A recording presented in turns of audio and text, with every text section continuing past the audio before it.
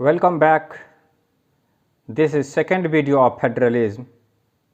Before we are starting the today discussion, at first place we recall some previous knowledge.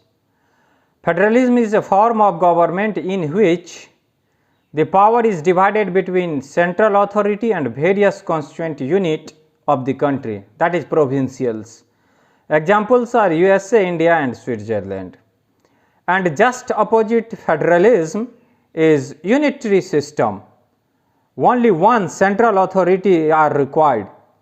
For example, Sri Lanka, UK, France and Ireland. Both have constitution and they work according their constitution. In federalism, constitution provide power to central and provinces.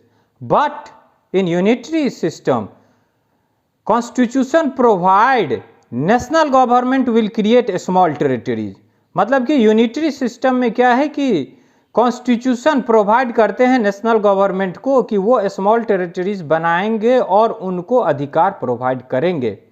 लेकिन federalism में ये स्पष्ट discussion है, दोनों का taxation area सबका अलग अलग, जुरिडिक्शन सबका अलग अलग बटा हुआ है.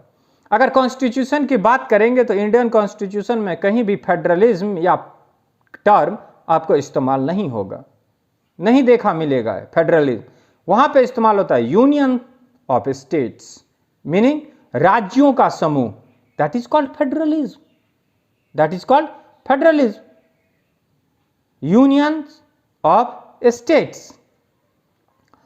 अगर हम बात करें कॉन्स्टिट्यूशन की, जो कॉन्स्टिट्यूशन सारे एरिया को बांटता है, सभी को अधिकार प्रोवाइड करता है, सेंट्रल को और प्रोविंसेस को, तो उसकी बात करते हैं. तो देखिए, India have 28 states and 8 union territories. हम सब जानते हैं इस बात को. हमारा कॉन्स्टिट्यूशन बटा हुआ पार्ट में, आर्टिकल में और शेड्यूल्स में. हम इसकी चर्चा आगे भी करेंगे, यहां जो जरूरी है उसको आप देखिए. तो कौन कौन सा आर्टिकल, कौन कौन सा पार्ट जो है वो यूनियन के लिए है और कौन कौन सा जो पार्ट है वो स्टेट के लिए है, कौन दोनों के लिए है, इसका चर्चा यहां पे है. पार्ट 1 आर्टिकल 1 to 4 यानी 1 2 3 4 the union and it's territories. पहले में जो चर्चा होगा, पहला जो पार्ट है उसमें यूनियन संघ और उसकी क्षेत्र, इट्स टेरिटरीज, उसके बारे में चर्चा है.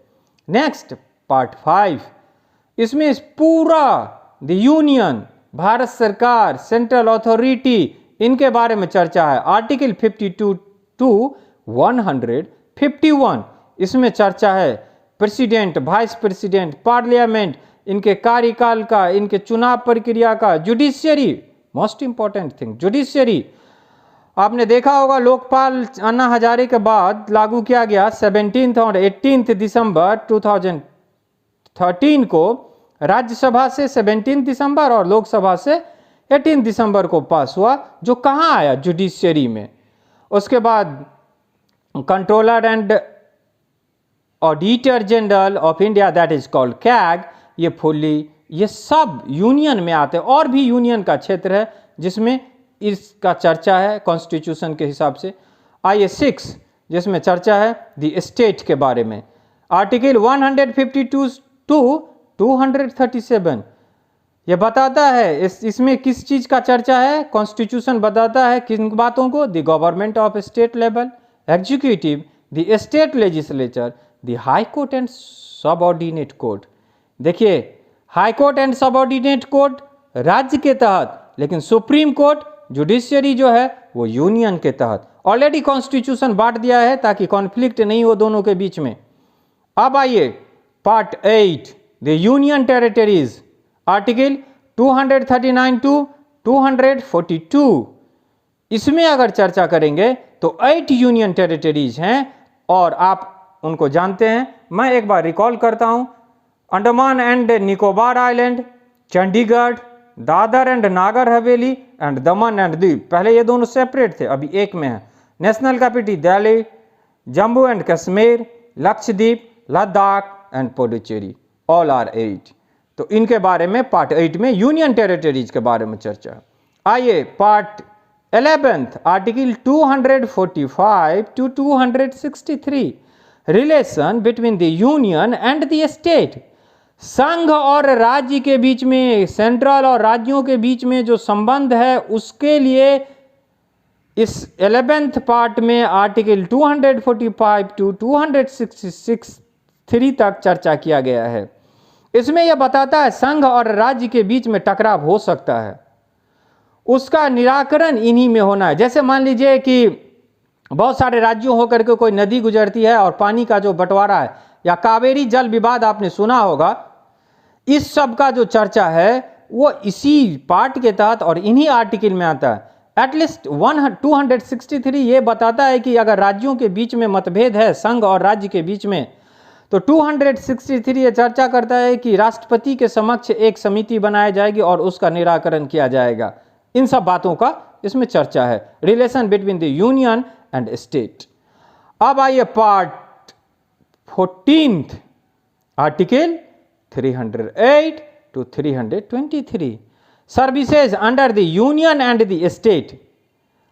कुछ ऐसे सर्विसेज हैं या सर्विस जो कौन कौन से ऐसे सर्विस हैं जो केंद्र के तहत आएंगे और कौन कौन से ऐसे हैं जो राज्य के तहत आएंगे, उनका यहाँ पे डिस्ट्रीब्यूशन किया गया है। कुछ ऐसे भी मुद्दे होते हैं जो जिन पे दोनों को मिल के काम करना होता है, और जानते हैं आप एजुकेशन जो है वो इसी के तहत आएगा, जिनमें राज्य का भी योगदान होता है और यूनियन का भी योगदान होता है, जिसको हम ऑलरेडी आगे पढ़ेंगे। ये मैंने इसलिए आपको बताया कि फेडरलिज्म जो बताता है कॉन्स्टिट्यूशन के हिसाब से distribution of power, decentralization of power, उसका मैंने एक यहाँ पे रेखा या एक मॉडल तैयार किया है। अब जो हम अगला टॉपिक जो पढ़ेंगे, फीचर्स ऑफ फेडरलिज्म, उसमें आपको ये हेल्प करेगा। तो इनको फिर से एक बार आप रिकॉल कीजिए और इनको देखिए कि कौन कौन सा ऐसा इकाई है जो राज्य के तहत आता है, कौन कौन सा ऐसा है जो संघ के तहत आता है, और कौन कौन सा ऐसा है जो दोनों के तहत आता है। Okay, thank you.